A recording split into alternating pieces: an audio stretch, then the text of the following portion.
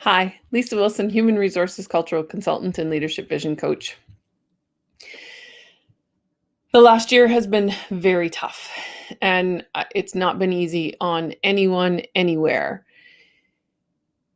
And all the more reason this year to remind everyone to take that look back. I would do this every year. I'm a big proponent of setting some goals in January or whenever you do your year end. I know first for many of my friends who work in government facilities, you're just doing your year end now. It ends in March. So I recognize that this is now a time where you might be starting to set your goals instead. So whatever time of the year you set your goals, I suggest you look back on them monthly, quarterly, and just take a review. It's important to not only look forward and continuing to push towards those goals or looking at where you reached the goals, where you didn't reach the goals and do that bit of reset, but it's also really important that you take that look back and look how far you've come. So specifically in this last year, I know a lot of us had some goals that we didn't reach, but the reality of the last year was hard on everyone. If you're living alone, you were by yourself all the time. If you're an extrovert, that's terrible for you. If you are, if you had kids at home, you were doing double duty, so you're trying to get your work done and you were trying to work with your kids. Many people lost their jobs, so the focus on how am I going to make this money that I'm getting from the government last the whole month because it really wasn't enough. Or where am I going to find another job with all the stores and places that have closed down? So it's been a really difficult year. So if you didn't reach your goals, that's okay. You also have to take a look back and look at what did I make it through in the last year? And really take a look at, okay, with all of these things, I still managed to do X, Y, and Z, whatever it was that you managed to do. I like to do this yearly, and then part of the reason that this topic comes up this week is 7 years ago now, 2014, 7 years ago, and this past week, I was let go from my job. I didn't particularly like working at that job. The job didn't match my values, but I really did like the people that I worked with. And regardless of whether you like it or not, being walked out of a role is very difficult for your confidence, for your self-esteem.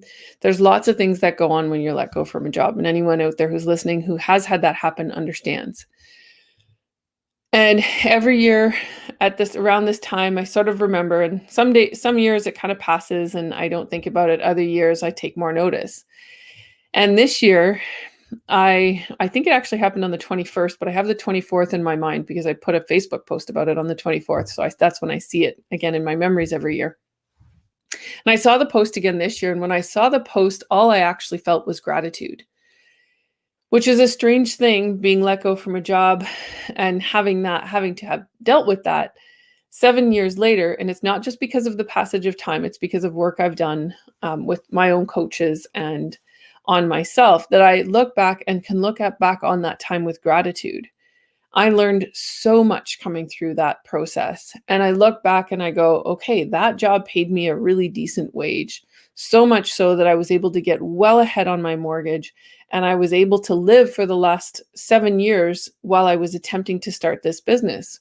Anyone out there who's run a business knows that at the beginning, things are a little bit up and down and you ride a bit of a roller coaster. So the money wasn't there the way it was when I was working at that job. But because of that job, I was able to do this because I was able to put so much aside prior. So now I can look back on it with gratitude. I'm still in contact with a lot of people I worked with. Some of them I just happened to be thinking about this week and got calls from some of them. So really grateful for those connections that I made and really grateful for everything that has come since. I don't know that we're there yet with the whole lockdowns and COVID and everything that we've been dealing with for the last year, but eventually that's the way you'll be able to look back on these times, is that there is something in the last year that you can look back on with gratitude. For me, my stepkids have been doing awesome in school. I've watched them walk through this and walk through it very well, considering there was the time when they had to do their work at home, and one of my stepkids really didn't like math and had to do math on her own here at home. So that was really frustrating, but she managed. And my stepson, not the most organized kid, but also managed. So we've really come through a lot of things. I've had more time with them. I've had more time with my parents. And while I'm now at the point where I'm going, I'm just so tired of hearing about COVID. I'm so tired of being locked in. I'm so tired of not being able to travel and do the things that I want to do. I can look back and see some of the things I'm grateful for. I was able to continue running my business, which I'm incredibly grateful for. And I actually had a really good year last year. I've made amazing connections because all over the world, because the world is now online. When you can look back, take some time now, stop and look back and look at the positives and also see all of the things that were difficult that you had to walk through. And so if you've reached any portion of your goals, good for you. That's so huge. It's really important.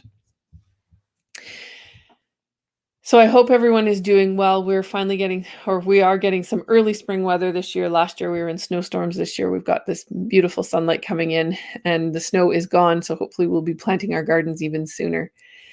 And next week is going to be a very exciting week. I'm going to be speaking with Corey Poirier. I'm sorry, I said that wrong. At the Blue Talks. I have some posts up about that, but I'll also put some links in the chat before I end this. Be doing that. A friend of mine, the lovely Val Lowe, who runs the Focus and Freedom podcast, I'll be on her podcast next week. She'll be posting that next week. And of course, Leading with Ease starts the week of April 12th. So that's my signature program. It is an 8-week program for leaders. We go 8 weeks because we do 1 week of teaching, 1 week of coaching on what we learned the week before. So you actually integrate the learning because you're asked to do some assignments after, but they're not paper assignments. They are assignments that you go back and actually practice what we learned and then come back and get feedback on that. I only allow 5 people per session. There are 2 sessions a week, one on Wednesday, one on Thursday. I will have the link for that for more information as well. So all the links will be in there. All my upcoming events are on my website as well at lmwcoaching.ca. Hope everyone is having a wonderful week and we will see you soon. I will put those in the chat right now before I shut this down because I'm not sure if you'll see it if I do it after. There we go. Have a wonderful weekend and we will talk to you soon.